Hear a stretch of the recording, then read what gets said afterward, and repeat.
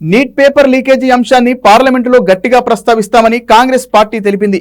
Neat ప్రశ్నపత్రం leakage కుంభకోణాన్ని స్వయంగా పార్లమెంటులో లేవనెత్తి విద్యార్థులకు న్యాయం జరిగేలా కేంద్రంపై ఒత్తిడి తీసుకొస్తానని ఆ పార్టీ అగ్రనేత రాహుల్ గాంధీ తెలిపారు. దేశవ్యాప్తంగా సంచలనం సృష్టించిన నీట్ పరీక్ష పేపర్ లీకేజీపై కాంగ్రెస్ అగ్రనేత ఘాటుగా స్పందించారు. పేపర్ లీకేజీ అంశాన్ని పార్లమెంటులో గట్టిగా ప్రస్తావిస్తామన్నారు. నీట్ పేపర్ లీకేజీపై నిరసనలు జరుగుతున్న వేళ విద్యార్థులు వారి తల్లిదండ్రులతో రాహుల్ సమావేశమయ్యారు. ఇందుకు సంబంధించిన వీడియోను సామాజిక మాధ్యమాల ద్వారా పంచుకున్నారు. ప్రధాని మోదీ, ఎన్డీఏ మంత్రుల అసమర్థత వల్లే దేశంలో లక్షల మంది విద్యార్థుల భవిష్యత్తు అగమ్య గోచరంగా మారిందని రాహుల్ ఆరోపించారు.